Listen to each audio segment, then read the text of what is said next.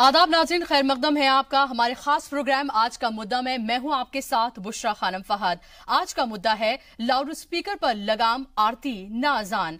अगर आप यूपी में रहते हैं तो आप अपने फोन की बैटरी फुल चार्ज करके और याद से अलार्म लगाकर सोइएगा। अगर आपको इबादत के लिए मस्जिद की अजान, मंदिर का भजन या गुरुद्वारे की गुड़वानी नहीं उठाएगी। अब आप सुबह के भजन या अजान के भरोसे नहीं बल्कि अपने अलार्म के भरोसे सोइएगा, क्योंकि अब लाउड स्पीकर पर बैन लगने जा रहा है। लेकिन सवाल है कि अकीदत के नाम पर जान देने वालों या जान लेने वालों से इबादत गाहों पर खुदा की बड़ाई या भगवान के गुणगान पर रोक की उम्मीद नहीं की जा सकती है। क्या मंदिरों और मस्जिदों में अजान या भजन से सारा नॉइज पॉल्यूशन दूर हो जाएगा? इन्हीं सवालों के साथ चलिए शुरू करते हैं आज का ये मुद्दा।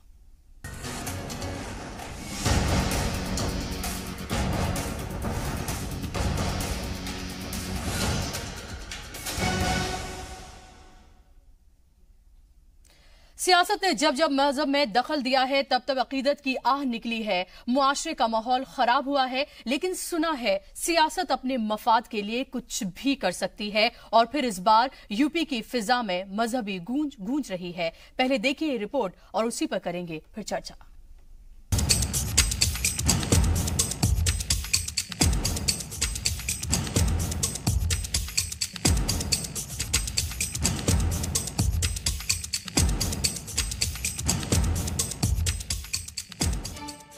सियासत को पढ़ना उतना ही मुश्किल है जितना पानी पर पानी लिखना, उतना ही मुश्किल जितना हवा को कैद करना, हाँ उतना ही मुश्किल जितना सूखे तालाब में नाव चलाना। कहते हैं कि अगर आपको फरेब की सारी चालें आती हैं तो आप सियासत में जा सकते हैं और बेहतर कर सकते हैं। उत्तर प्रदेश की फिजा हमेशा से गर्म रही है सियासी बयानों से। मदरसों की निगरानी से छिड़ी बहस ताज की तामीर पर सवाल खड़े करते हुए अब मस्जिदों मंदिर की मीनारों पर लटके लाउड स्पीकर पर उतर आई है।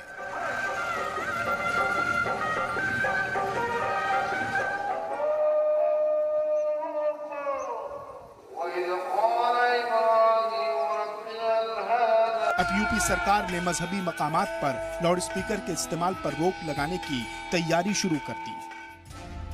मजहबी मकामात पर लाउड स्पीकर के इस्तेमाल पर इलाहाबाद हाई कोर्ट एक PIL पर सुनवाई कर रहा है। इस दौरान कोर्ट ने सूबे के चीफ सेक्रेटरी को तलब किया। चीफ सेक्रेटरी ने अदालत से इसके लिए 10 दिन का वक्त मांगा है। मामले की अगली सुनवाई 13 नवंबर को होगी। ने कहा है कि जब 2000 में ऑलरेडी रूल बन गया था तो अभी तक इसका कंप्लायंस क्यों नहीं हो रहा है। यही मेरी PIL में भी प्रेयर है कि जब ऑलरेडी कोई कानून बनाया जाता है तो उसका इम्प्लीमेंटेशन नहीं होता है। गवर्नमेंट कितनी उदासीन है।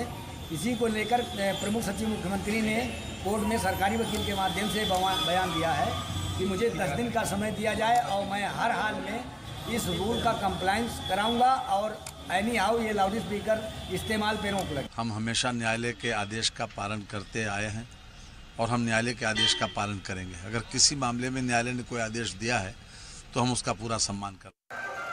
लेकिन बताइए साहब, सुबह के वक्त जब फिजाओं में नहीं गूंजेगी अजान,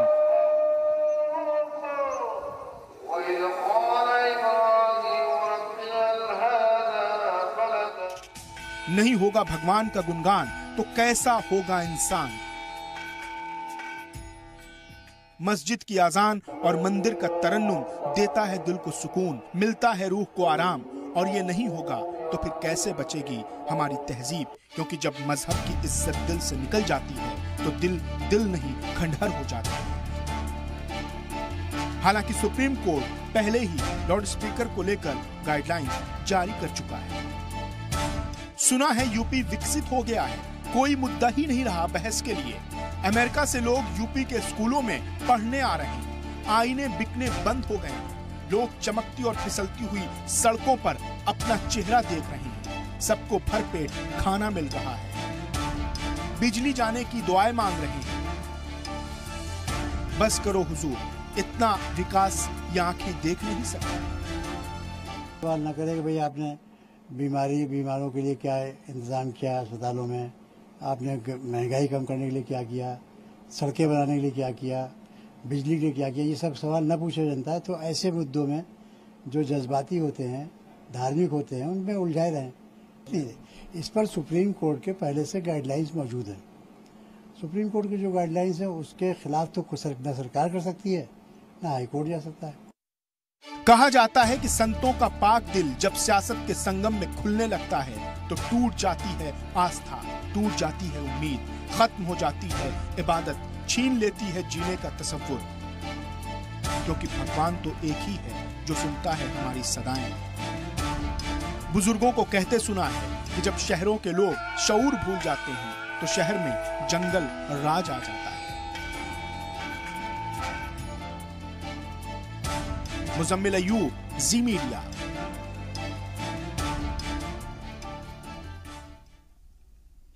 तो लग ऐसा रहा है कि यूपी की सियासत सिर्फ मजहब के इर्द गिर्द ही घूम रही है। डेवलपमेंट को लेकर कोई मुद्दा नहीं है, बेरोजगारी कोई मुद्दा नहीं है, खराब सड़कें कोई मुद्दा नहीं है, तालीम कोई मुद्दा नहीं है। अगर मुद्दा है तो सिर्फ मदरसे हैं, अगर मुद्दा है तो किस तरह से मजहब के नाम पर लोगों को बांटा जाए। लग ही रहा है कि इसी में ही फंसाकर बस रखना चाहती है ये सियासत, ताकि लोग जो रियल इश्यूज हैं, रियल मुद्दे हैं, उन पर बात ही ना करें। और आज का जो मुद्दा है उस पर बात करने के लिए हमारे साथ मेहमान मौजूद हैं। उनका तारुफ मैं आपसे करा देती हूं। हमारे साथ मौजूद हैं प्रज्ञा भूषण, जो कि एडवोकेट हैं सुप्रीम कोर्ट की।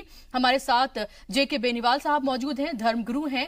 हमारे साथ राकेश त्रिपाठी मौजूद हैं, लखनऊ से स्पोक्स पर्सन है बीजेपी के।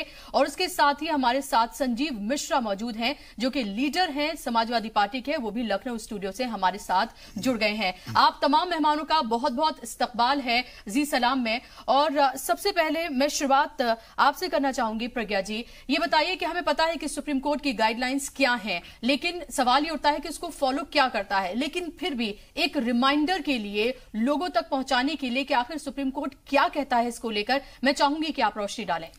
जी बुशरा जी, इसमें सबसे पहले तो जो लॉ है अगेंस्ट पोल्यूशन, वो साफ साफ कहता है कि कहीं पे भी अगर लाउड स्पीकर्स या माइक्रोफोन्स या कोई भी पब्लिक एड्रेसिंग इक्विपमेंट का इस्तेमाल हो रहा है, उसके लिए आपको रिटन परमिशन चाहिए प्रायर परमिशन अथॉरिटी से।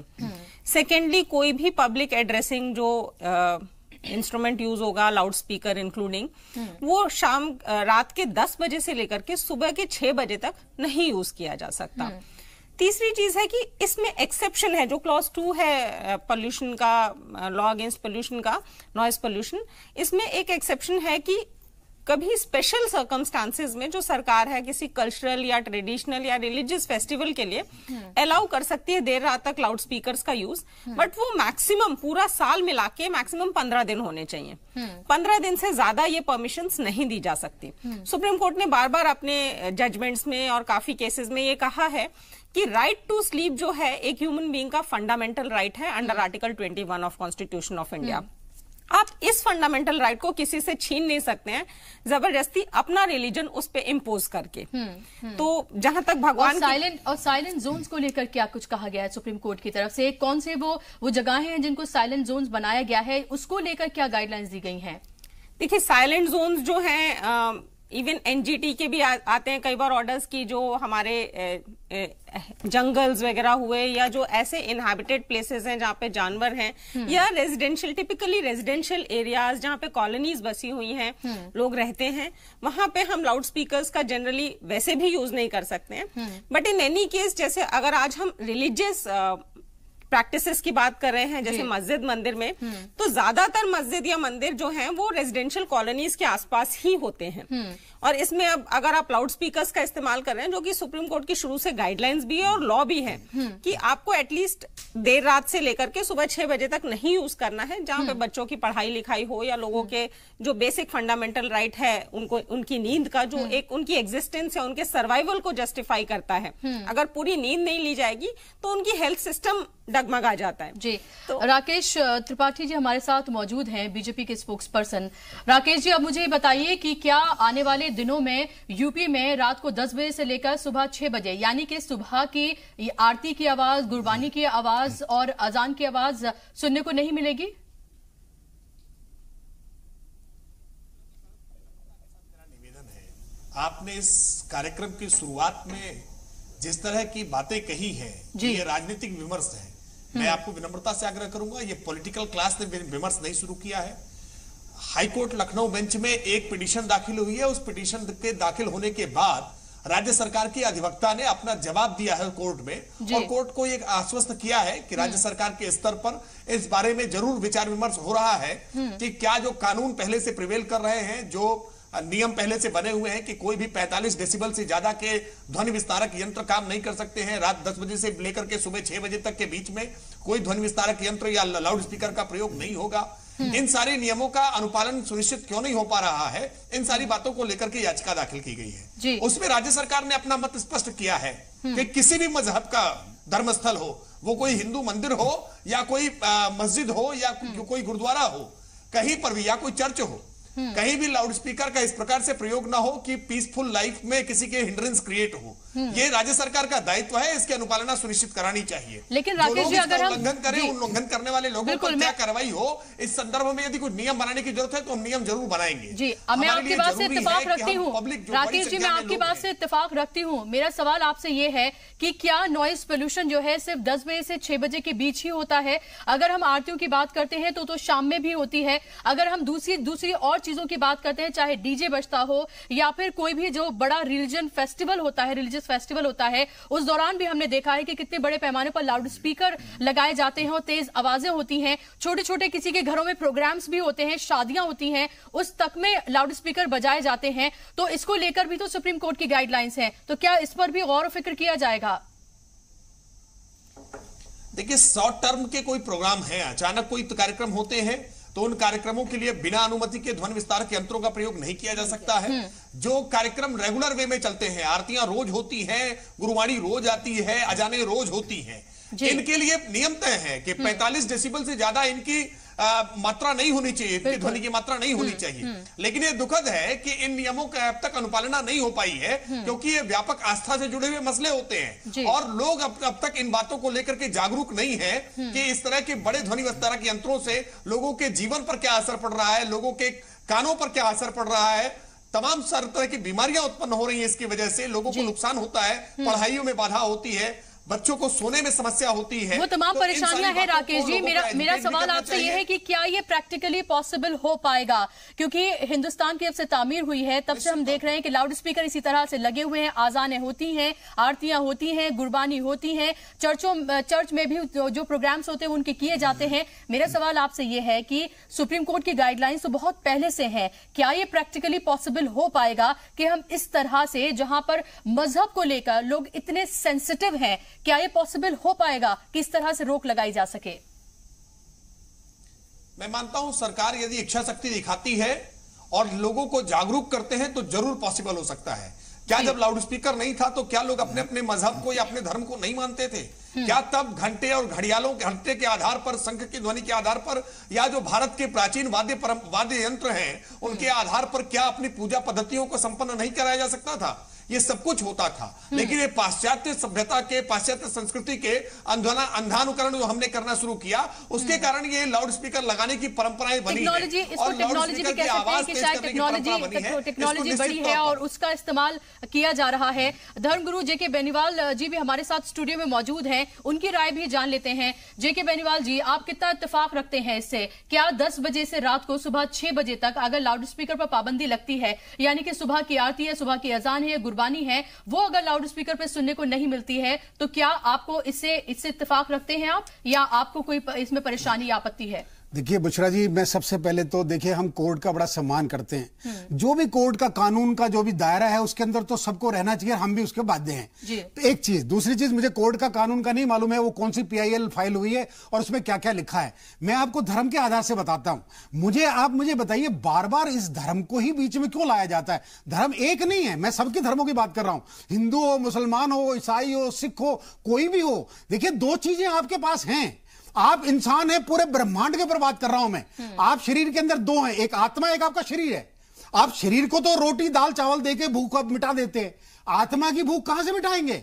आत्मा की भूख केवल भगवान के भजन से होगी। वो चाहे भजे आजान से हो, चाहे भजे वो जरा आरती से हो, चाहे भजे वो गुरबाणी से हो, चाहे अब मरियम के पाठ से हो, गॉड को रियलाइज करके हो। लेकिन वो कब होती है? देखिए, आपको चारों चीज बता दूं मैं आपको। हर धर्म के धर्मावलंबी के बाद चला जाइए, सुबह 4 बजे ब्रह्म मुहूर्त होता है। ये पूरी दुनिया में हर धर्म का धर्मावलंबी जानता है। पूरे देश में नहीं, पूरे मैं ब्रह्मांड की बात कर रहा हूं। 11 धर्म जो चल रहे हैं, 3 धर्म हमारे देश से बाहर हैं, 2 चाइना में, 1 जापान में, और 8 धर्म हमारे देश के अंदर हैं। 8 के 8 धर्म में मुझे बता दीजिए, सुबह क्यों करते हैं?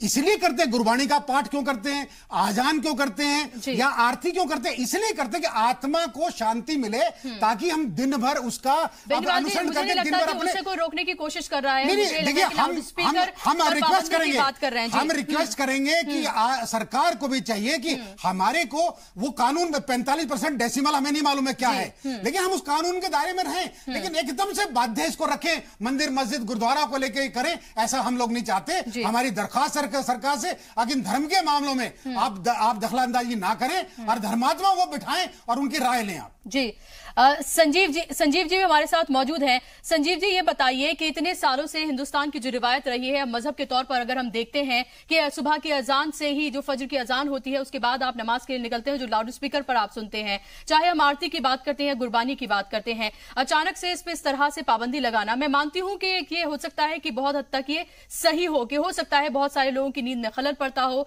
या फिर नॉइज पोल्यूशन होता हो, लेकिन क्या वाकई में हिंदुस्तान जैसे मुल्क में, जहां पर मजहब को लेकर लोग इतने सेंसिटिव हैं, क्या ये वाकई में पॉसिबल है? नहीं, देखिए बुशरा जी, एक आध चीजें मैं बहुत साफ कह दूं आपके चैनल पे जी।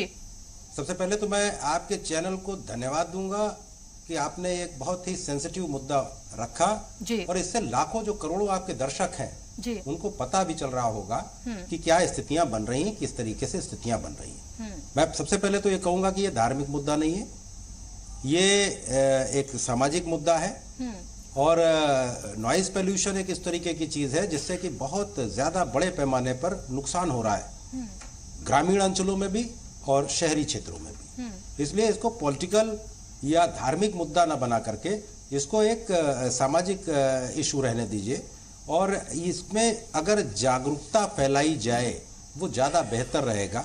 हाँ, ये जो 10 बजे से 6 बजे तक का टाइम पीरियड दिया गया है, मुझे लगता है कि अजान का समय अगर एक सुबह का इसमें आता होगा, बाकी अजान का समय नहीं आता, तो इसको बहुत ज्यादा धार्मिक मुद्दा बनाने के बजाय इसको साफ साफ और सीधे शब्दों में अगर कहा जाए, ये जनता से सीधे जुड़ा हुआ मुद्दा है। और इस पर हम लोग इस तरीके की अगर बहस करें कि एक सरकारों को जो निर्देश दिया गया है, अभी भारतीय जनता पार्टी के प्रतिनिधि कह रहे थे कि हमने अपना पक्ष रखा, मुझे लगता है कि इसमें कुछ संशोधन करने की जरूरत है। अभी आपने 10 दिन का, उत्तर प्रदेश की सरकार ने 10 दिन का समय मांगा है अपना पक्ष रखने के लिए, तो एक चीज तो ये बहुत साफ सी है।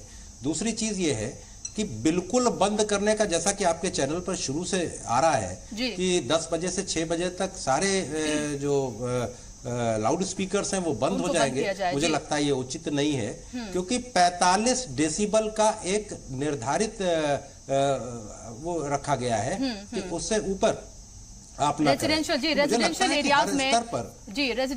एरियाज में 55 डेसिबल जो है वो रखा गया है जी। 45 45 है जी।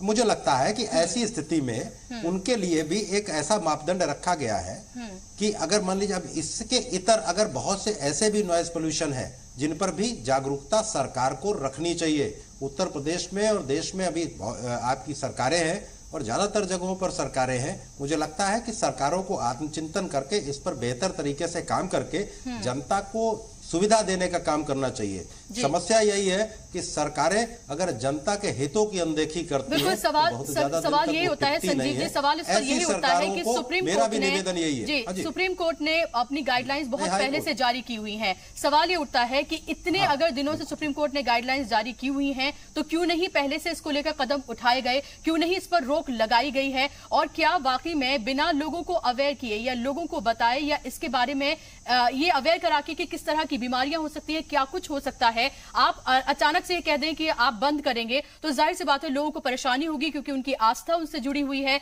उन्हें वही अजान सुनकर उनको नमाज पढ़ने की आदत है, वही आरती की आवाज, उनकी घंटियों की आवाज उनके कानों को सुकून देती है, और उसी गुरबानी से उनकी आत्मा को, उनकी रूह को सुकून मिलता है। तो ऐसे में अगर अचानक से पाबंदी लगेगी तो लोगों को एतराज इसमें हो सकता है, इसमें लोगों को एजुकेट करने की जरूरत है। मैं आपके पास लौटूंगी और अतहर साहब भी हमारे साथ जुड़ गए हैं, उनसे मैं सवाल पूछूंगी, लेकिन इस छोटे से ब्रेक के बाद।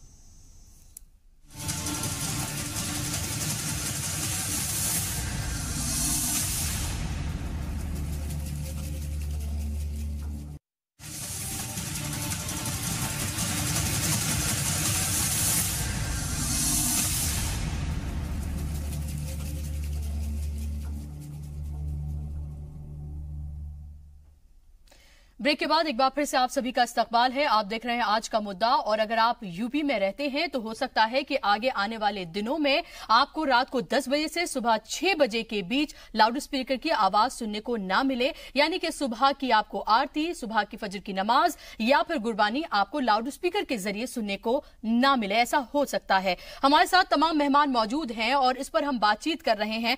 अभी हमारे साथ मौलाना सैयद अतहर हुसैन दहलवी साहब भी पैनल में जुड़ गए हैं।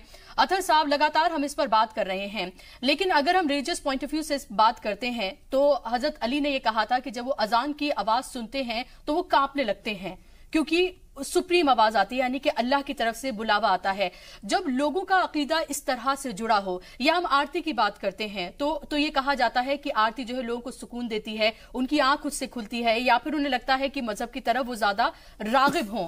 तो ऐसे में अगर ये पाबंदी लगती है, एक हेल्थ पर्सपेक्टिव से आप कह सकते हैं हो सकता है ठीक हो, लेकिन रिलीजियस पॉइंट ऑफ व्यू से अगर देखते हैं तो आप इसे किस तरह से देखते हैं? देखिए, बहुत मशहूर शेर है कि नागा फजा बांगे आना से हुई लबरेज कि वो नारा हिल जाता है जिससे दिल को हसार। असल चीज ये है कि मजहब की बुनियाद और आसास रूह के साथ है, और जैसा मुझसे पहले स्वामी जी फरमा रहे थे। और जब हम हिंदुस्तान के तनाजुर में बात करते हैं तो हिंदुस्तान के तनाजुर में हिंदुस्तान जो है उसको जो है रस्मों रिवाजों यानी country of the nation of the rituals कहा जाता है। हर जगह बनारस, जहाँ से प्रधानमंत्री हमारे वजीर आजम साहब जो है वो सांसद हैं, मेंबर पार्लियामेंट हैं, उसके बारे में बिस्मिल्लाह खां कहते थे कि उनकी शहनाई से बनारस उठता है। जब वहाँ पे जो मंदिर है, वहाँ के घंटों से, वहाँ के शंख से, आजानों से, आप पंजाब चले जाइए। मैं समझता हूँ कि जो लोग यहाँ बैठ के अब बात करना बहुत आसान लगता है हमको, लेकिन अगर आप पंजाब चले जाएं तो पंजाब की हर गली से आप गुरबानी की आवाजें आएंगी। आप गोवा चले जाइए, आप पंडुचेरी चले जाइए, आपको सुबह सुबह जो है वो चर्च के बैल आपको सुनाई देंगी। हमारा कहना यह है कि सुप्रीम कोर्ट की गाइडलाइन से किसी को कोई इख्तिलाफ नहीं है। जाहिरी बात है कि किसी भी चीज से हद से ज्यादा तजावुज करना वो भी न सिर्फ माशरे के लिए बल्कि हमारे माहौलियात या पर्यावरण के लिए भी खतरे की चीज है। लेकिन हर चीज में सरकार अपना नजरिया थोपना शुरू कर दे, मैं समझता हूं कि ये हिंदुस्तान के दस्तूर और यहाँ रहने वाले लोगों के हुकूक की भी खिलाफ वर्जी है ना। इसलिए बेहतर ये है कि हम एक गाइडलाइन लाए कि साहब हाँ इस दर्जा आवाज को रखा जाएगा, इस तरीके का उसका होगा। जाहिरी बात है, देखिए अगर आप आजान को आप देखिए तो आजान के अपनी जो पूरी ड्यूरेशन है फजर की ना आजान की, वो मुश्किल से 40 से 50 मिनट सेकंड के बीच, 40 से 50 सेकंड के बीच की। आरती भी जाहिरी बात है खास एरिया तक को वो करते, कुर्बानी का भी अपने खास इलाका होता है। लेकिन यह है कि अगर कहीं पर मस्जिदें का, अगर मुस्लिम इलाकों की बात करें, यहाँ जहाँ मिला जुला जहाँ कम्युनिटी रहती है वहां पर मस्जिदें भी ये है कि कई अलग अलग जगहों पर बहुत सारी मस्जिदें हैं और अलग अलग अजान भी होती है। तो हो सकता है कि एक साथ अगर अजान हो तो हो भी सकता है कि किसी की नींद जो है वो टूट जाए, ये माना जा सकता है। बिल्कुल, मैं इसे मानता हूँ। खाली मिली जुली चीज है कि हमको अपने पड़ोसी का हर हाल में लिहाज रखना चाहिए। इस्लाम के नुक्ता निगाह तो ये कि अगर आप नमाज के लिए जा रहे हो, कोई ऐसा बीमार शख्स है दूसरा घर में ऐसा जिसकी नींद में खलल हो सकता है, तो आप इस दर्जा निकलें कि उसको तकलीफ ना पहुंचे। तो एक तरफ जहां हम मजहबी आजादी की बात कर रहे हैं, वहां पे हमारे मसाजिद के लाउड स्पीकर हों या गुरुद्वारों के हों या मंदिरों के हों, हमको इस चीज का भी लिहाज रखना पड़ेगा कि कहीं उससे अतराफ के लोगों को, जाहिरी बात है बाज जगह हॉस्पिटल्स भी होते हैं, बाज जगह जो है वो बच्चों के स्कूल्स भी हैं, या अल्लाह कोई भी चीज हो सकती है। उस वक्त स्कूल का अगर ना भी जिक्र करें, चूंकि सुबह का वक्त है, कोई बीमार भी हो सकता है, तो उसको परेशानी हो सकती है। चीजों का भी लिहाज रखना। लेकिन मेरा सवाल राकेश जी से है, और संजीव जी भी इस पैनल में मौजूद हैं, दो लीडर हमारे साथ मौजूद हैं। राकेश जी, मुझे बताइए, मुझे लगता है कि सबसे ज्यादा लोगों को परेशानी तब होती होगी जब कहीं पर इलेक्शन होता है और जब रैलियां होती हैं नेताओं की, सबसे ज्यादा नॉइज पोल्यूशन तो तब होता है। क्या उस पर भी किसी तरह की पाबंदी लगाई जाएगी, या उसका भी एक दायरा आवाज का, उन चीजों का तय किया जाएगा कि जहां पर रिहायशी इलाके हैं, जहां पर बड़े पैमाने पर लोग रहते हैं, बुजुर्ग रहते हैं, बच्चे रहते हैं, स्कूल हैं, हॉस्पिटल्स हैं, वहां पर इस तरह की रैलियां ना की जाए, लाउड स्पीकर ना लगाए जाए?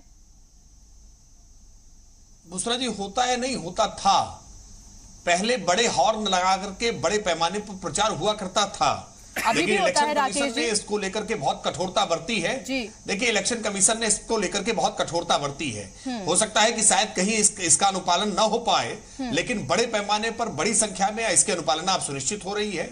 जो भी तय मानक है, आगे हिमाचल और गुजरात में इलेक्शन है राकेश जी, कराए जा रहे हैं। जी राकेश जी, हिमाचल और गुजरात में अभी इलेक्शन है, क्या बीजेपी वहां पर इसका पालन करती हुई नजर आएगी? बिल्कुल कर रही है, जहां जहां भी चुनाव हो रहे हैं वहां वहां कर रही है। आचार संहिता, आदर्श आचार संहिता बनी हुई है, उसमें तय है कि आप अपने प्रचार वाहनों पर कितने डेसिबल के आप हॉर्न लगा सकते हैं, उसको बाकायदा मजिस्ट्रेट से अनुमति मिलती है, इलेक्शन कमीशन उसको मॉनिटर करता है। रैलियों में आप कितने लाउड स्पीकर लगाएंगे वो तय होता है। रैलियों की भी अनुमति होती है, रैलियों में कितने लाउड स्पीकर आप लगा रहे हैं वो पूरा विवरण देना पड़ता है, और उस विवरण को प्रशासन मॉनिटर करता है। रैलियों के लिए भी अनुमन्य, जो जितने डेसिबल के अनुमन्य होते हैं उतना ही उनको प्रयोग करना होता है, वरना आचार संहिता का उल्लंघन करने का मुकदमा भी दर्ज होता है। संजीव जी, क्या इसी तरह से पालन होता है? क्या आपको लग रहा है कि जो इलेक्शन कमीशन ने कहा हुआ है वाकई में तमाम पार्टियां इसी तरह से उसको मानती हैं? बुशरा जी, देखिए, इसमें तो मैं एक ही बात कहूंगा कि अब तो चुनाव जिस तरीके से होता है उस तरीके से पता ही नहीं चलता लोगों को कि हमारे यहाँ चुनाव हो गया। जैसे गुजरात में हो रहा है, अभी उत्तर प्रदेश में भी नगर निगम और नगर पालिका के चुनाव हो रहे हैं, तो इतना निर्धारित कर दिया है चुनाव आयोग ने पैमाना, पैसा भी निर्धारित कर दिया, और क्या क्या आप कर सकते हैं वो सारी चीजें निर्धारित है। तो अब ये कहना कि उससे नॉइज पोल्यूशन होता, मैं सहमत नहीं हूँ। लेकिन हाँ, बहुत सी ऐसी चीजें हैं जैसे प्रेशर हॉर्न होते हैं, अब ये आज भी अगर चल रहे हैं, जैसे हमारे समय में जब अखिलेश यादव जी की सरकार थी उत्तर प्रदेश में, तो इस पर बड़े पैमाने पर कंट्रोल किया गया था। लेकिन उसके बाद भी अगर कोई वकील रिट दायर कर रहा है तो इसका मतलब है कि इस सरकार में वो काम ठीक से नहीं हो रहा। के मुताबिक ये कहा गया है कि जो हिंदुस्तान है उसमें डेफ लोगों की, यानी कि बहरे लोगों की तादाद जो है वो लगातार बढ़ रही है, और जाहिर सी बात है कि वो नॉइज पोल्यूशन की वजह से भी हो सकती है। लेकिन मेरा कहना यह है कि क्या सिर्फ अजान और आरती से को ही कम करके या उसको 10 से 6 मिनट के दायरे में तय करके ही क्या हम नॉइज पोल्यूशन पर किसी तरह से पाबंदी लगा सकते हैं? हमारे साथ प्रज्ञा जी मौजूद हैं। प्रज्ञा जी, ये बताइए कि क्या सिर्फ 10 से 6 का दायरा तय करके ही हम इस पर पाबंदी लगा सकते हैं? जी बुशरा जी, इसमें सुप्रीम कोर्ट की बहुत सारी ऑब्जर्वेशंस आई हैं जो अभी तक बातचीत चल रही थी। मैं ऑब्जर्वेशंस डिस्कस करना चाहूंगी सुप्रीम कोर्ट के, और काफी हाई कोर्ट्स की भी आई हैं।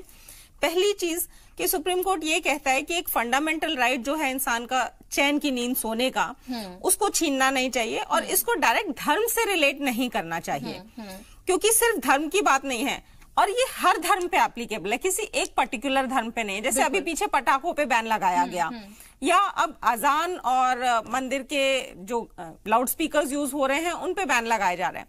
तो ये बेसिकली एक ह्यूमन बीइंग को उसका फंडामेंटल राइट देने की लड़ाई है, ना कि ये किसी धर्म पे बैन लगाने की। सेकेंडली, सुप्रीम कोर्ट कई जगह ये कह चुका है कि कोई भी धर्म आपको ये नहीं सिखाता कि आप दूसरे को डिस्टर्ब करके, दूसरे की जिंदगी में खलल डाल के अपनी इबादत करें या अपनी पूजा करें। कोई भी धर्म ऐसा नहीं सिखाता। हर धर्म ये कहता है कि इनफैक्ट पीसफुल तरीके से पूजा करना भी सिखाया गया है, या इवन कोई नमाज पढ़ता है तो वहां पे बहुत शांति होती है। जी, मेरा सवाल आपसे ये है कि जिस तरह से अभी हमने देखा हाल ही के दिनों में सोनू निगम ने कहा कि जो अजान होती है तो किस तरह से डिस्टर्ब होते हैं, हालांकि वो वहां पर काफी सालों से रह रहे हैं और लोग भी रह रहे हैं, लेकिन डिस्टर्ब सिर्फ सोनू निगम ही होते हैं। हालांकि उन्होंने इस बात की सफाई दी, लेकिन पहले उन्होंने इस बात को सामने रखा। मेरा सवाल ये है कि हिंदुस्तान को बने हुए इतने साल हो गए, आजाद हुए 70 साल हो गए, ऐसे में हम इन्हीं रिवायतों के साथ, इन्हीं तमाम चीजों के साथ जी रहे हैं और आपस में मिलीजुली तहजीब के साथ इसी तरह से रह रहे हैं। अभी अचानक से ऐसा क्या हो गया? बुशरा जी, मुझे बड़ी मतलब बड़े दुख की बात है, हंसी भी आती है कि शायद हम लोग, यही बात है कि हमारा मुल्क एक ऐसा मुल्क, अभी देहलवी साहब ने कहा, ये मुल्क एक ऐसा है, आप हर 15 किलोमीटर के बाद जाइए एक मजहब अलग ही मिलेगा, एक रिवायत अलग मिलेगी।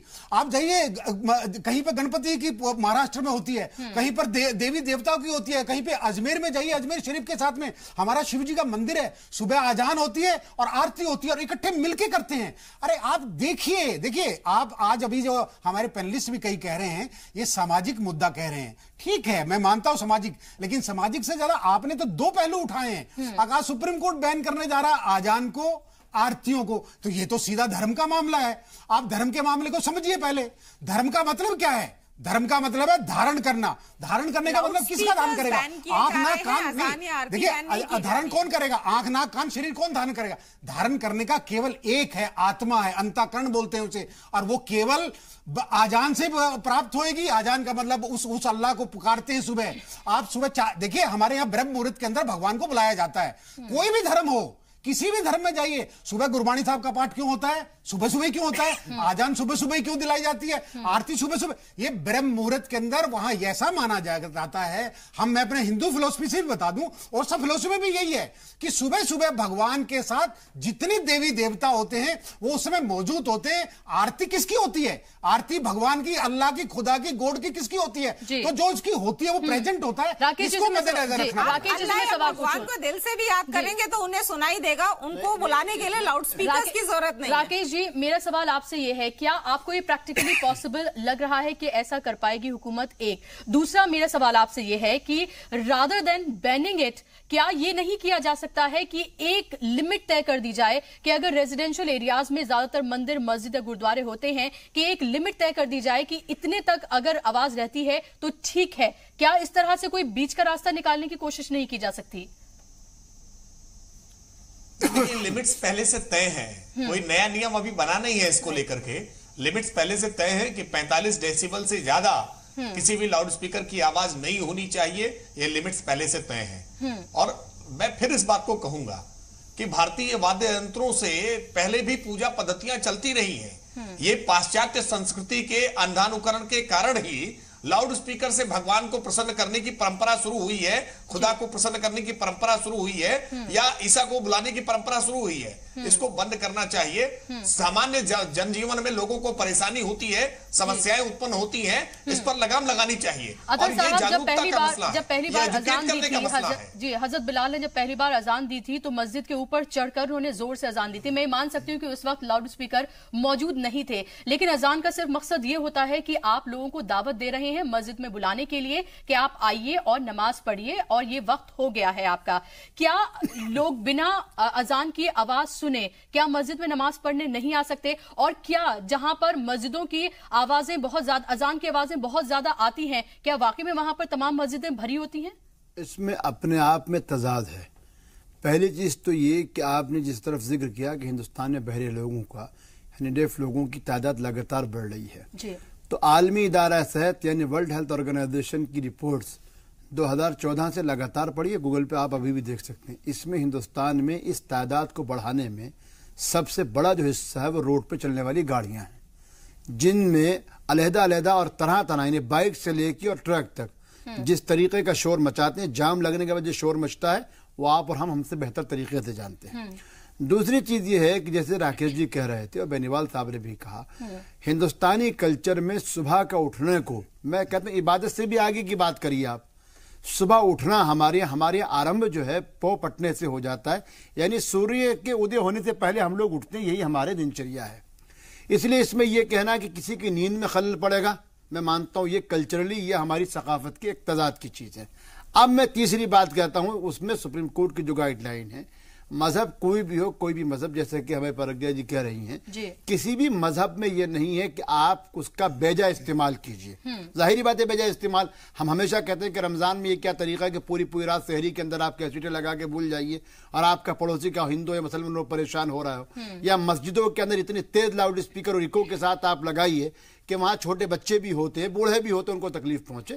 तो मेरा कहना यह है कि जो मुल्क के कानून, देखिए जहां कानून को लगता है, मैं एक चीज में इस सरकार के फैसले के साथ भी इस तरह नजर आता हूं। अभी आपने देखा कि हिंदुओं का एक मुतवर्रिक मकाम है महाकाल, और वहां पे उस जो मुकद्दस चीज को लेके जो तरह तरह की जब आर्कियोलॉजिकल सर्वे ने अपनी रिपोर्ट दी तो सुप्रीम कोर्ट को कहना पड़ा कि भाई आप इसी तरीके से, हम कश्मीर चूंकि मेरा अपना कर्म भूमि में मानता हूं, हमको याद है कि एक जमाने में बेनीवाल साहब को भी शायद याद होगा, जब वहां लोगों की इतनी तादाद हो गई कि उस साल जो शिवलिंग बन ही नहीं पाया अमरनाथ के लिए, तो फिर करना पड़ा, ज़ूलॉजिकल को करना पड़ा, आर्कियोलॉजी के भाई आपको।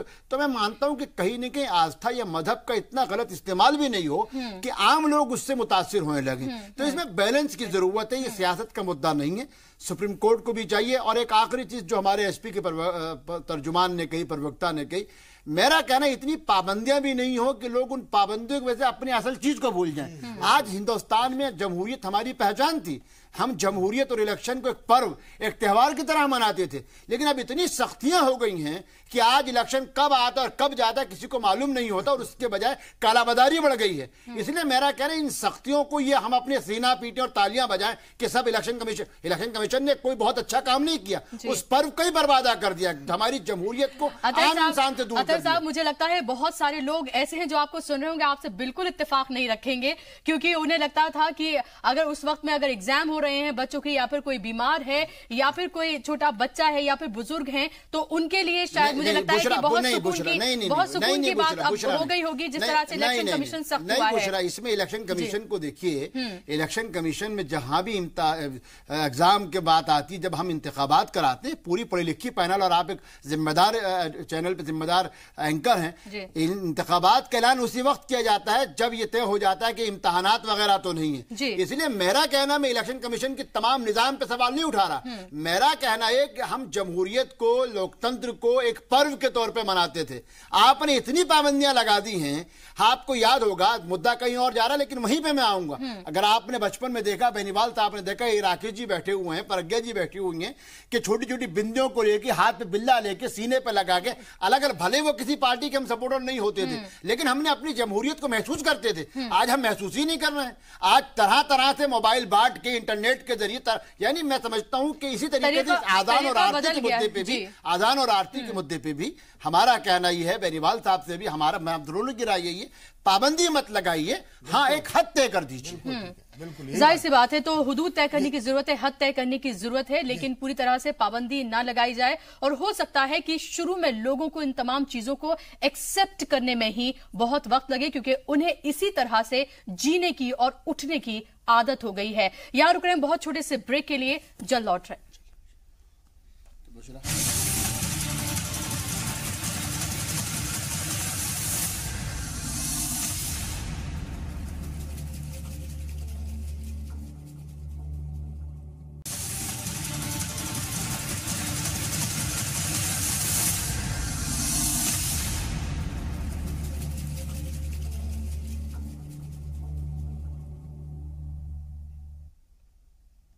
ब्रेक के बाद एक बार फिर से आप सभी का इस्तकबाल है। आप देख रहे हैं आज का मुद्दा। हम लगातार बात कर रहे हैं कि यूपी में हो सकता है कि आगे आने वाले दिनों में 10 से 6 बजे के बीच आपको लाउड स्पीकर की आवाज सुनने को ना मिले, यानी कि सुबह की अजान या फिर आपको आरती गुरबानी सुनने को ना मिले। इसी के इर्द गिर्द हमारी ये बहस चल रही है। हमारे साथ तमाम मेहमान मौजूद हैं जिनसे हम बात कर रहे हैं।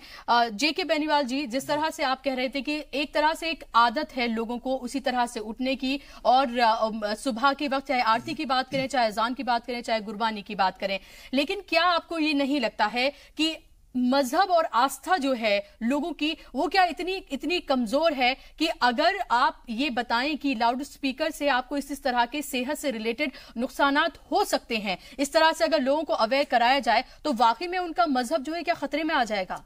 देखिए बुशरा जी, ये सवाल यहां पर नहीं है, ये समझने का थोड़ा सा सवाल है। सवाल ये है कि हम लोग जो आरती करते हैं या हम लोग गुरबानी करते हैं, गुरु ग्रंथ साहब का पाठ करते हैं या आजान करते हैं, वो हम खाली यही नहीं कि हम शोर मचा के करते हैं, ऐसा नहीं है। हमारे बड़े बड़े आश्रमों में, मंदिरों में, छोटे छोटे मंदिर है कॉलोनियों के अंदर, और बहुत ये नहीं हम बहुत बड़े बड़े लाउड स्पीकर लगा के सबको जगाने का काम करते हैं, ऐसा नहीं है। हमारे यहाँ पे क्या होता है कि 2 वक्त में, सुबह मॉर्निंग में, सुबह हम लोग भगवान को उठाते हैं, उसको एक हमारी आरती कही जाती है कि भगवान को हम सुबह सुबह मॉर्निंग में उठाते हैं, उनको पुकारते हैं कि भगवान आओ, आज हम दिन शुरू कर रहे हैं, और आपको हम पुकार रहे हैं कि हमारा, ताकि हमारा दिनचर्या सही रहे। और सायंकाल के अंदर रात को 10 बजे हमारी साय आरती होती है, ये उस समय भगवान को सुलाते हैं। सोना नहीं है, आएगा, ये बात का ध्यान रखना, भगवान सोते नहीं है कभी। जिस दिन भगवान सो गए उस रोज तो एक सांस सुन लिया तो प्रलय हो जाएगा।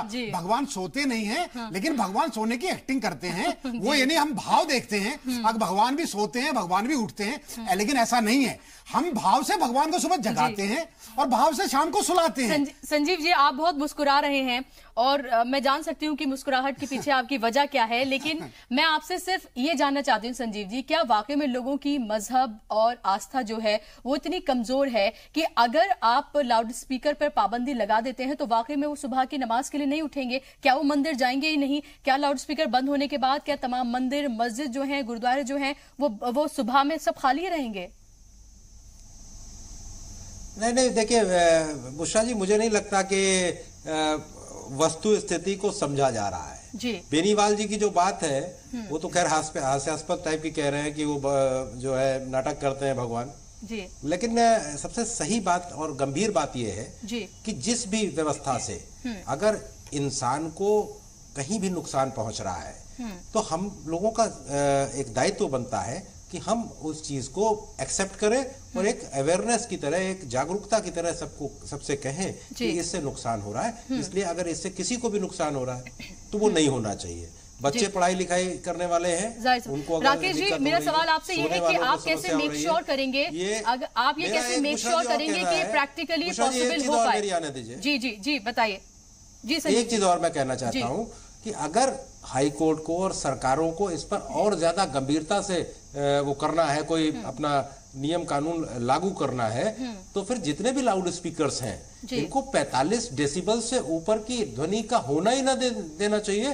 और इसमें जो साउंड का वॉल्यूम है वो 45 डेसिबल ही तक अगर कर दिया जाए, मुझे लगता है कि फिर कोई आपत्ति नहीं होगी और 10 से 6 के बजाय ये 24 घंटे इसी तरीके की स्थितियां रहेंगी और इससे सबको आराम मिलेगा। ऐसी स्थितियों में सरकार को चाहिए कि इस तरीके का कोई निर्णय करे कि जितने भी ये ध्वनि वाले आइटम्स हैं इनमें 45 डेसिबल की एक मानक तय कर दे। ये मेरे अपना विचार जी। राकेश जी, पहली बात तो संजीव जी ने जो आपको मशवरा दिया है उसकी बात मैं करूंगी, लेकिन दूसरी बात मेरी ये है आपसे कि क्या वाकई में ये प्रैक्टिकली इस तरह से पॉसिबल हो पाएगा और सरकार आगे आने वाले दिनों में किस तरह के कदम उठाने के लिए जा रही है ताकि वाकई में लोगों को ये भी ना लगे कि उनकी आस्था के साथ किसी तरह का खिलवाड़ किया जा रहा है या एक खास तबके को, जो आजकल लग रहा है कि खास तबके को टारगेट नहीं किया जा रहा है, बल्कि एक जो सुप्रीम कोर्ट की गाइडलाइंस हैं उन्हीं को ही फॉलो कर उसे इंप्लीमेंट करने की कोशिश की जा रही है? देखिए, भारतीय जनता पार्टी की सरकार सबका साथ सबका विकास के सिद्धांत को न केवल कहती है, नारे के रूप में कहती है, बल्कि व्यवहारिक रूप में लागू कर रही है जी। हम पूर्ववर्ती समाजवादी पार्टी की सरकार की तरह से केवल मंदिरों से लाउड स्पीकर उतार दें और मस्जिदों की अजानों पर कोई नहीं, गलत बात, ये पॉलिटिकल बात नहीं है ना। यहाँ पर आप गलत कह रहे हैं तो मस्जिद से भी आप गलत कह रहे हैं, ये पॉलिटिकल इशू नहीं है और ऐसा कतई नहीं होगा, पर कोई भेदभाव नहीं होगा। इसमें जबरदस्ती आप सबके लिए है, विशेष की बात मजहब के लिए नहीं है, ये गलत बात। कतई किसी को डरने के, घबराने की जरूरत नहीं है। हम किसी की आरती पर या अजान पर कोई प्रतिबंध नहीं लगा रहे हैं, लेकिन जो ज्यादा ध्वनि फैला रहे हैं, जो ध्वनि प्रदूषण उत्पन्न कर रहे हैं, उन पर जरूर नियंत्रण स्थापित करने के लिए जिन नियमों में संशोधन करने की आवश्यकता होगी वो जरूर किए जाएंगे। संजय जी, क्या सरकार बनी तब से आपने नहीं किया, इसीलिए एक संबंधित यादव जी ने, जो वकील थे, उन्होंने लखनऊ बेंच में, हाई कोर्ट की लखनऊ बेंच में उन्होंने इसीलिए पिटीशन दी है। और आपको बहुत साफ सी बात कह दूं कि आप धरातल पर कहीं नहीं दिखाई दे रहे, आपने कोई विकास का काम अभी तक नहीं किया। जी संजीव जी, मेरा सवाल ले लीजिए। संजीव जी, ये बताइए कि हम लगातार ये देख रहे हैं कि उत्तर प्रदेश में जिस तरह के मुद्दे लगातार उठाए जा रहे हैं वो मजहब के इर्द गिर्द ही घूम रहे हैं, लेकिन इसको हम अगर बहुत साफ तरीके से लेते हैं कि सुप्रीम कोर्ट की गाइडलाइंस हैं, चलिए तमाम मजहब के लोगों को मानना चाहिए, लेकिन क्या वाकई में उसी साफ तरीके से ये इंप्लीमेंट होगा? क्योंकि एक तबका जो है उत्तर प्रदेश में, एक कम्युनिटी जो है वो वाकई में डरी हुई है और उसे लग रहा है कि कहीं उसको टारगेट करके तो ये नहीं किया जा रहा है। बुशरा जी, कहीं कोई डरा नहीं है, गलतफहमी में है। बुशरा जी, एक बात डरे हुए समाजवादी पार्टी के किसी तरीके से ये सरकार चाहती है, कोई डरा हुआ नहीं है। ये सरकार केवल वोट बैंक की राजनीति कर रही है, केवल वोट बैंक की सरकार है, ये वोट बैंक की राजनीति कर रही है, एक पक्ष विशेष को चिढ़ाने का काम कर रही है और यही हालात है। ये हर जगह में राजनीति करते हैं। समाजवादी पार्टी के लोग समाजवादी पार्टी से इतनी परेशानी है, आपकी पोल खुल रही है, आपके लोगों ने जिन लोगों कहाँ पोल खुल गई?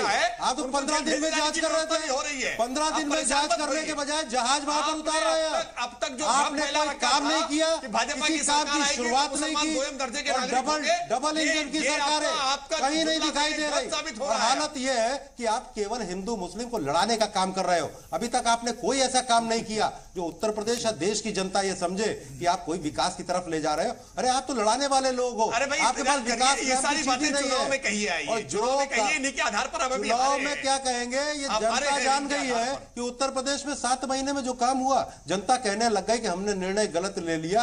अखिलेश यादव जैसा व्यक्ति अगर होता तो इन 7 महीने में मुरादाबाद में और तरक्की कर गया होता। संजय जी आप भी समाजवादी पार्टी का प्रचार यहाँ पर मत करिए, आप भी समाजवादी पार्टी का प्रचार यहाँ पर मत करिए, क्योंकि बात बहुत सीरियस इशू पर हो रही है। लेकिन राकेश जी जैसे ही ये खबर सामने आई है, देखिए मेरा सवाल इसलिए भी वाजिब है क्योंकि जैसे ही खबर सामने आई है और जिस तरह से लोगों से वहां जाकर बात की गई है, तो उनके अंदर एक डर का माहौल जरूर है और उन्होंने ये कहा है कि एक खास तबके को टारगेट कर ये करने की कोशिश की जा रही है। आप ये बताइए कि यूपी की हुकूमत कैसे ये मेक श्योर करेगी कि ये सिर्फ सुप्रीम कोर्ट के जो गाइडलाइंस है उसको इंप्लीमेंट करने के लिए किया जा रहा है, ना कि किसी खास तबके को टारगेट करने के लिए। देखिए, हमने बुशरा जी इंश्योर किया है, मैंने पहले ही कहा ये किसी मजहब से जुड़ा मसला नहीं है, ये सामाजिक समस्या है, लोगों के लिए ध्वनि प्रदूषण सामाजिक समस्या है और कानून इसके संदर्भ में पहले से बने हुए हैं। वो मंदिर के लिए अलग है, मस्जिद के लिए अलग है, गुरुद्वारे के लिए अलग है, ऐसा नहीं है। जो भी नियमों का उल्लंघन करेगा उस पर कार्रवाई होगी। तो आप ये हमारे प्रोग्राम पे ये कह रहे हैं कि अगर आने वाले दिनों में कार्रवाई होती है तो जितने लाउड स्पीकर मस्जिदों से उतरेंगे उतने ही लाउड स्पीकर आप गुरुद्वारे और मंदिरों से भी उतारेंगे। मैंने स्पष्ट कह दिया है 45 डेसिबल की जो सीमा को क्रॉस कर रहे होंगे, जो भी नियमों से बाहर जा रहे होंगे, उन सब पर कठोरता से कार्रवाई होगी। वो मंदिर हो, मस्जिद हो, गुरुद्वारे हो या कोई अन्य स्थान और सब जगह आप एक ही तरीके से सब जगह इसी तरह से आप तय करेंगे कि 45 डेसिबल हो, चाहे वो मंदिर हो, मस्जिद हो, गुरुद्वारा हो, सब जगह आप जाकर एक तरीके से ही वहां पर चेक करेंगे। निश्चित तौर पर निश्चित तौर पर हमने सबका साथ सबका विकास केवल कहा नहीं है बल्कि करने के लिए संकल्पित हैं। देखिए बुशरा जी, जो सरकारें विकास नहीं करती, जनता के हितों के काम नहीं करती, उनको इस तरीके से मंदिर और मस्जिद के लाने पड़ते हैं मुद्दे। और ये वो लोग हैं जो काम नहीं करेंगे, केवल ये समाजवादी पार्टी के जो काम किए हैं उन्हीं के आज भी उद्घाटन कर रहे हैं, आज भी उद्घाटन कर रहे हैं। और इस तरीके की जनता समझ गई है, जनता समझ गई है इनको 7 ही महीने में आने वाले चुनाव में इनको इनका माकूल जवाब मिलेगा। जी बेनीवाल जी, आप कुछ कहना चाह रहे हैं? जी बुशरा जी, मैं तो यही कहना चाहता हूं। देखिए हाँ, ये सियासत की बात तो हमें मालूम नहीं है, लेकिन मैं रिक्वेस्ट यही करूंगा कि सब पैनलिस्ट को, जो भी किसी भी पार्टी से, किसी पक्ष से भी हैं, हम किसी भी कानून का उल्लंघन नहीं चाहते। धर्म का आदमी तो अगर कानून का उल्लंघन करेगा तो शायद मेरे ख्याल उससे बड़ा तो कोई पाप है नहीं। मैं केवल इतना कहना चाहता हूं कि हमारे धर्म में ये आजान की और जब आरती की बात जहां आती है, हमारा दखल अंदाज वहीं पर ही है। जब सरकार दखल अंदाज अगर कर रही है या करने जा रही है या रिकमेंड कर रही है, हमारा रिक्वेस्ट केवल इतना है कि भाई हमारे को 6 बजे की बजाय आप हमें सुबह 4 बजे से अलाउ कर दीजिए। जो डेसिबल होंगे हम उसका पूरा फॉलो करेंगे। और अगर जब फिर भी आप नहीं करते तो सर धर्मलाल की कमेटी बनाइए, आप बना के उनसे राय ले लीजिए। राय लेने के बाद में आप 10 दिन के बाद में भी तो जवाब देना है आपको कोर्ट में, तो आप सर धर्म के धर्माचार्यों को बिठाइए या उनसे राय ले लीजिए। आपका तो लखनऊ के अंदर बाबा, यूपी में से तो इससे बड़े धर्मावलंबी क्या हो सकते हैं? तो राकेश जी, क्या इस तरह से कोई कोशिश की जाएगी? राकेश जी, क्या इस तरह की कोई कोशिश की जाएगी या फिर उसे इसी तरह से नाफिज कर दिया जाएगा, इंप्लीमेंट कर दिया जाएगा? नहीं, मैंने पहले ही कहा जो कानून बना हुआ है उस कानून के आधार पर ही पालन होगा। उन नियमों का अनुपालन अब तक नहीं हो पा रही थी, इस नाते उसको कठोरता से लागू कराया जाएगा। लागू कराने के लिए अगर कुछ और उपनियम बनाने होंगे तो जरूर बनाए जाएंगे, क्योंकि लोगों का स्वास्थ्य, लोगों के हित, लोगों का सुख, लोगों का पीसफुल लाइफ, ये ज्यादा हमारे लिए जरूरी है। चलिए, मैं उम्मीद करूंगी राकेश जी, जो आप कह रहे हैं, करना चाहूंगी कि सुप्रीम कोर्ट की जो गाइडलाइंस है उसको सरकार चेंज नहीं कर सकती है। सरकार सिर्फ एनफोर्समेंट एजेंसी होगी और सुप्रीम कोर्ट की गाइडलाइंस को फॉलो करना ही चाहिए, करना ही होगा। तो सरकार सिर्फ उसको फॉलो करने की बात कर रही है, उसको चेंज कर ही नहीं सकती है। हाँ, उनके पास वो पावर नहीं है। जी बिल्कुल जी, बहुत बहुत शुक्रिया आप तमाम मेहमानों का इस प्रोग्राम का हिस्सा बनने के लिए। तो जाहिर सी बात है कि अभी जो सुप्रीम कोर्ट की गाइडलाइंस है सिर्फ उसी को फॉलो करने की बात कही जा रही है, लेकिन सवाल उसके साथ यही उठ रहा है कि क्या वाकई में सरकार की नीयत उतनी ही साफ है जितनी बताने की कोशिश की जा रही है? क्या एक खास तबके को टारगेट कर इसमें आगे इंप्लीमेंट किया जाएगा, या फिर हर किसी के साथ सबकी बात, सबके विकास की जो बात की जाती है बीजेपी की तरफ से, क्या उसी पर ही आगे सरकार चलेगी? आज का मुद्दा में बस इतना ही।